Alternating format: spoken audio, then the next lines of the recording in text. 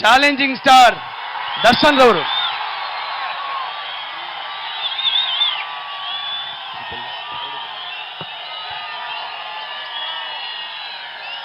ತಂದೆ ತಾಯಿ ಸಮಾನ ಅಂತ ಎಲ್ಲ ಗುರು ಹಿರಿಯರಿಗೆ, ಅಣ್ಣ ತಂದಿರಿಗೆ, ಅಕ್ಕ ತಂಗಿರಿಗೆ, ಸ್ನೇಹಿತರಿಗೆ, ಪ್ರತಿ ಹಳ್ಳಿಲೋಗಿ ದಣದ್ ಬಂದಾಗ ಎಳ್ನೀರು ಕೊಟ್ಟಂತ ಪ್ರತಿಯೊಬ್ಬ ರೈತನಿಗೆ ಎಲ್ರಿಗೂ ನನ್ನ ನಮಸ್ಕಾರ. ಈಗ ಎಲ್ಲಿಂದ ಶುರು ಮಾಡ್ಲಣ? ಎಲ್ಲಿಂದ ಲೆಕ್ಕ ತಗೊಳ್ಳಿ ಈಗ ಹೇಳ್ರಿ. ಇಷ್ಟು ದಿನ ಮಾತಾಡಿಲ್ಲ. ನಾನು ಈಗಲೇ ಹೇಳ್ಬಿಡ್ತೀನಣ್ಣ, ನನ್ನಂತ ಕಚಡ ನನ್ನ ಮಗ ಇನ್ನೊಬ್ಬನ ಹುಡ್ಕಕ್ಕಾಗಲ್ಲಣ್ಣ ಯಾರನ್ನು. ನಾನೇ ಹೇಳ್ತೀನಿ, ನನಗೆ ಎರಡು ಮುಖ ಆಯ್ತಣ್ಣ, ಒಂದು ಈ ಕಡೆ ಒಂದು ಈ ಕಡೆ. ನಾನು ಯಾವತ್ತೂ ನನ್ನ ಮಧ್ಯ ಮುಖ ಇಟ್ಕೊಂಡು ನಾನು ಎಲ್ಲೂ ಓಡಾಡ್ಲಿಲ್ಲ. ನನಗಿಷ್ಟ ಆದ್ರೆ ಇಷ್ಟ, ಕಷ್ಟ ಆದ್ರೆ ಕಷ್ಟ, ಮುಗ್ದೋಯ್ತಿಗೆ. ಆದ್ರೆ ಈ ಎಲೆಕ್ಷನ್ ಅಲ್ಲಿ ನಿಜವಾಗ್ಲೂ ಮಧ್ಯದಲ್ಲಿ ಮುಖ ಇಟ್ಕೊಂಡ್ಬಿಟ್ಟಿದ್ದೆ. ಏನಕ್ಕೆ ಅಂತಂದ್ರೆ ನನ್ನಿಂದ ಅಮ್ಮನಿಗೆ ತೊಂದರೆ ಆಗ್ಬಾರ್ದು. ಅವ್ರು ಅಲ್ಲಿಂದ ತಗೊಂಬಂದ್ರಲ್ಲ, ಬರ್ರಣ ಈಗ ಲೆಕ್ಕ ಕೊಡ್ತೀನಣ್ಣ. ಏನಣ್ಣ IT ರೈಡು? ಏನ್ IT ರೈಡು? ಏನೋ ದೊಡ್ಡದಲ್ಲಿ ದರ್ಶನ್ ಇರೋಣ ಮಾತು ಮುಗಿಸ್ತೀನಿ, ಆಮೇಲೆ ಕಿರ್ಚಾಡುವಂತ 2 ನಿಮಿಷ. ಮೊದಲನೇದಾಗ ನಾನು ವಾಯ್ಸ್ ಸರಿ ಇಲ್ಲ ಅಣ್ಣ, ಆದ್ರಿಂದ ಕಿರ್ಚಾಡ್ಬಿಡೋಣ 2 ನಿಮಿಷ. ನೆನ್ನೆದ್ದೇನು ದರ್ಶನ್ ತೋಟದಲ್ಲಿ IT ರೈಡ್ ಆಗೋಯ್ತು. ಖಂಡಿತ ಆಯ್ತಣ್ಣ, ಅಲ್ಲಿ ಸಿಕ್ತಣ್ಣ, ಏನೋ ಡೈರಿ ಸಿಕ್ತಂತೆ. ಖಂಡಿತ ಡೈರಿ ಇಟ್ಟಿದೆ ಅಣ್ಣ. ಬೆಳಗ್ಗೆ ಎಷ್ಟು ಲೀಟರ್ ಹಾಲು ಹಾಕ್ತಿವಿ, ಸಾಯಂಕಾಲ ಎಷ್ಟು ಲೀಟರ್ ಹಾಲು ಹಾಕ್ತಿವಿ, ಇದೈತಣ್ಣ ಡೈರಿ.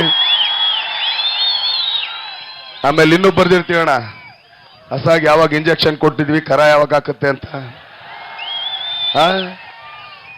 ಕೋಳಿ ಮೊಟ್ಟೆ ಇವತ್ತು ಕಾವು ಕೂರಿಸಿದ್ವಿ, 18 ದಿನಕ್ಕೆ ಯಾವಾಗ ಹೊಡಿತಿದೆ, ಇದೆಲ್ಲ ಬರ್ದಿಟ್ಟಿದ್ದೀನಣ್ಣ ನಾನು.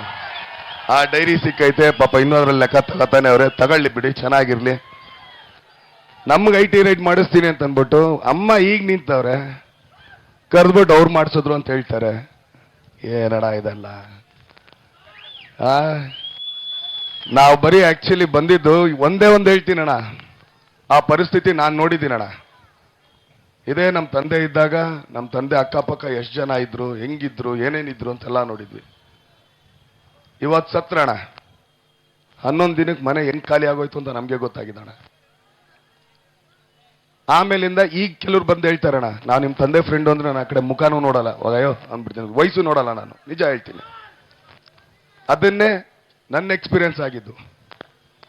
ನಾನು ಇದನ್ನೇ ಅಬ್ಬಿಗೂ ಹೇಳಿದ್ದೆ, ಈಗಿಲ್ಲ ಚಿನ್ನ 11 ದಿನ ಆದ್ಮೇಲೆ ಅಂತ. ಯಾವತ್ತು ಅಮ್ಮ ನಾನು ನಿಂತ್ಕೊಳ್ತೀನಿ ಅಂದ್ರು, ಹೌದಮ್ಮ ನಾವಿರ್ತೀವಿ ನಿನ್ನ ಬೆನ್ನಿಂದೆ. ಏನಕ್ಕೆ ಅಂತಂದ್ರೆ ಆ ಮನೇಲಿ ಸುಖದ ಟೈಮಲ್ಲಿ ನಾವಿದ್ವಿ, ಎಲ್ಲಾ ಸುಖದಲ್ಲೂ ನಮ್ಮನ್ನು ಕರೆಯೋರು. ಇವತ್ತು ದುಃಖ ಇದ್ದಾಗ ಮೊದಲು ನಿಂತ್ಕೊಂಡವ್ನು ಯಾರೋ, ಅವತ್ತು ಅವ್ರ ಮನೆಗೆ ಒಲವು ಕೊಡೋಣ. ಯಾವತ್ತು ಆ ಮನೆ ಹತ್ರ ನಿಂತ್ಕೋತಾನೆ, ಆ ಮನೆಯವ್ರಿಗೋಸ್ಕರ ಕಚ್ಚಾಡ್ತಾನೆ.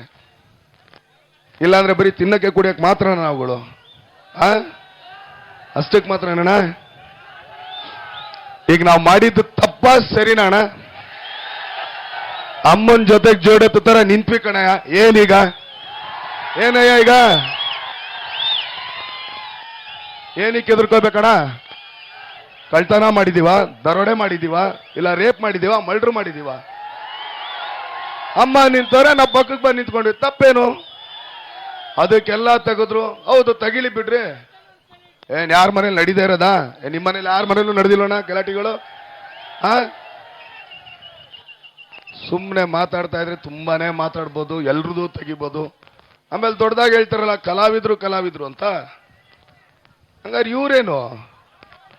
ಈಗ ಇದನ್ನೇ ನಾನು ಓಪನ್ ಆಗಿ ಹೇಳ್ತೀನಣ್ಣ, ರೆಡಿ, ನೀನ್ ಪಕ್ಷಕ್ಕೆ ಬರ್ತಿದ್ಯಾ, ನೀನು ಒಬ್ಬ ಏನೋ ರಾಜಕಾರಣಿ ಆಗ್ತಿದ್ಯಾ, 50 ಕೋಟಿ 60 ಕೋಟಿಗೆ ಹಾಕಿ ಸಿನಿಮಾ ಮಾಡಿದ್ರಣ್ಣ. ಅದೇ 60 ಕೋಟಿ ತಂದಿದ್ರೆ ಇಲ್ಲಿಗೆ ಒಂದು ವೃದ್ಧಾಶ್ರಮನೋ ಅನಾಥಾಶ್ರಮ ಇಡೀ ಮಂಡ್ಯ ಜಿಲ್ಲೆ ಹಾಕಿದ್ರೆ ಇವಾಗ ಏನ್ ಕೆಳಗೆ ಬರ್ತಿದ್ದೆ?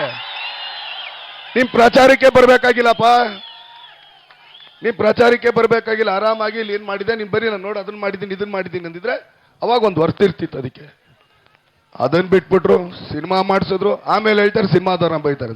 ಏನ್ ನಾವು ನೋಟಂಕಿ ಆಡ್ತಾ ಇದೀವ? ಸ್ವಾಮಿ, ಅಪ್ಪೆ ಗಾಡಿಲಿ ನಾನು ಮತ್ತೆ ನಮ್ಮ ಹೀರೋ ಅಪ್ಪೆ ಗಾಡಿಲಿ ನಾವು ಇದು ಮಾಡಿದ್ದು ಕ್ಯಾಂಪೇನಿಂಗು, ಗೊತ್ತಾ ಸ್ವಾಮಿ ನಿಮ್ಗೆ? ಯಾವ್ದಾದ್ರು ಬೇರೆ ಗಾಡಿ ನೋಡಿದ್ರ ಸ್ವಾಮಿ ನಮ್ಮ ಹತ್ರ? 2 ಆಟೋ ಇಟ್ಕೊಂಡು ಆಟೋದಲ್ಲಿ ನಾವು ಮಾಡಿದ್ದು. ನಾವೇನು ಒಳ್ಳೆ ಗಾಡಿ ತಂದಿದ್ದು, ಏರ್ ಕಂಡೀಷನ್ ಗಾಡಿ, ಮೇಲಿಂಗ್ ಅಪ್ಪ ಹೋಗೋದಕ್ಕೆ ಹಿಂಗೆ ಕೆಳಗಡೆ ಬರೋದಕ್ಕೆ. ಹೇಳ್ಬೇಕು, ಮಾತಾಡಬೇಕು, ನೀವು ಮಾಡಿರೋದು ಕೆಲಸಗಳನ್ನ ಹೇಳ್ಕೊಂಡು ನೀವು ಕೇಳ್ಕೋಬೇಕು. ಅದನ್ನು ಬಿಟ್ಬಿಟ್ಟು ಸುಮ್ಮನೆ ಪಾಯಿಂಟ್ ಔಟ್ ಮಾಡೋದು. ನಾನು ಇವತ್ತು ನಿಜವಾಗ್ಲೂ ಕುಮಾರಸ್ವಾಮಿ ಅವರಿಗೆ ತುಂಬಾ ಥ್ಯಾಂಕ್ಸ್ ಹೇಳ್ತೀನಿ. 100 ಜನ ನಿಂತಿದ್ರೆ ಅದ್ರ 10 ಜನ ಡಿ ಬಾಸ್ ಅಂತ ಕರೆಯೋರು. ಇವತ್ತು ಇಡೀ ಕರ್ನಾಟಕ ಹೇಳ್ಕೊಟ್ಟಿದ್ದೆ ಅವರು ಅಂತ ಕಾಣಿಸುತ್ತೆ. ಅದಕ್ಕೋಸ್ಕರ ಅವ್ರು ತುಂಬಾನೇ ಥ್ಯಾಂಕ್ಸ್ ಹೇಳ್ತೀನಿ. ನಾವಿಲ್ಲಿ ಯಾರ ಬಗ್ಗೆ ಮಾತಾಡಬಾರ್ದು. ನಾನು ಅದನ್ನೇ ಹೇಳ್ತಾ ಇದ್ವಲ್ಲ, ನಾವು ಕೋಪ ಬೇಜಾರು ಮಾಡ್ಕೊಳ್ಳಲ್ಲ. ಮುಗೀತು ಇವತ್ತು. ನಾವು ಇಷ್ಟು ದಿನ ನಾವು ಬರೀ ಬಂದು 2 ದಿನ ಮಾಡ್ಬಿಟ್ಟು ಹೋಗ್ಬಿಡ್ತಾ ಇರೋರು ಅಂತ ಇಲ್ಲ. ನಾವು ಪೆರೇಡ್ ಮಾಡ್ತೀವಿ ಅಂತ ಹೇಳಿದ್ವಿ, ನಾವು ಪೆರೇಡ್ ಮಾಡಿದ್ವಿ. ನಮ್ಮ ಅಮ್ಮನಿಗೋಸ್ಕರ ಇನ್ನೂ ಇದಕ್ಕಿಂತ ಒಂದು ಸ್ಟೆಪ್ ಮುಂದಕ್ಕೆ ಹೋಗಿ ಮಾಡ್ತೀವಿ.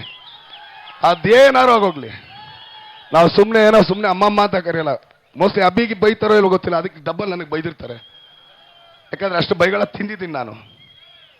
ಆದ್ರಿಂದ ಈಗ ನಮ್ಮ ಹೀರೋ ಹೇಳ್ದಂಗೆ ಇವತ್ತಿಗೆ ನಮ್ದು ಮುಗಿತಣ. ಇನ್ನು ಮಿಕ್ಕಿದ್ದು ನೀವಣ. 2 ದಿನ ಅಣ್ಣ, ದಯವಿಟ್ಟು ನಿಮಗೆ ಕಾಲ್ ಮುಗಿದು ಬೇಡ್ಕೋತೀನಿ. 2 ದಿನ ಎಲ್ಲ ಒಳ್ಳೆ ಯೋಧರ ತರ ಕೆಲಸ ಮಾಡ್ಬಿಡೋಣ ಅಣ್ಣ. ಎಲ್ಲದಕ್ಕಿಂತ ಮುಖ್ಯವಾಗಿ ಅಣ್ಣ, ಈ ಚುನಾವಣೆ ನಿಮ್ಗೆ ಇನ್ನೊಂದು ಹೇಳ್ಬಿಡ್ತೀನಿ. ಅಮ್ಮನಿಗೆ ನೀವು ಒಳ್ಳೇದು ಮಾಡಿದ್ರಣ್ಣ, ಇಡೀ ಇಂಡಿಯಾ ಅಲ್ಲ, ಇಡೀ ವರ್ಲ್ಡ್ ಅಲ್ಲಿ ಮಂಡ್ಯ ಏನು ಅಂತ ಗೊತ್ತಾಗುತ್ತಣ್ಣ. ಬರೀ ಇಂಡಿಯಾಗ ಮಾತ್ರ ಅಲ್ಲ ಅಣ್ಣ, ಇಡೀ ವರ್ಲ್ಡ್ಗೆ. ಆದ್ರಿಂದ ತಾವುಗಳು ದಯಮಾಡಿ ತಮ್ಮ ಬೂತ್ ಹತ್ರ ಎಲ್ಲ ಅಣ್ಣ ತಮ್ಮದಿ, ನಿಮ್ದು ಏನೇ ದ್ವೇಷ ಇರಲಿ ಎಲ್ಲ ಮರೆತು ಅಣ್ಣ ತಮ್ಮದಿರ್ತಾರ ಪಕ್ಕದಲ್ಲಿ ಕೂತ್ಕೊಂಡು ಮತ ಹಾಕ್ಸಿ, ಮತಗಟ್ಟೆಗಳನ್ನ ಕಾಯ್ಕೊಳ್ಳಿ. ಯಾವುದೇ ಒಂದು ಇದಕ್ಕೆ ಕೆಲ್ಸಕ್ಕೂ ನಾವು ಇದು ಮಾಡೋದು ಬೇಡ. ಪ್ರಚೋದನೆಗಳು ಕೊಡ್ತಾರೆ, ಪ್ರಯೋಗ ಆಗೋಕೆ ಹೋಗ್ಬೇಡ್ರಿ. ನಾನು ಇದನ್ನ ಯಾವತ್ತು ಹೇಳ್ತಾ ಇದ್ದೀನಿ, ಇವತ್ತು ಕೊನೇ ದಿನ ಕೊನೆಯದಾಗಿ ಹೇಳ್ಬಿಡ್ತೀನಿ. ಒಂದು ಜೊತೆ ಜೋಡೆತ್ತೆ ಎಷ್ಟಣ?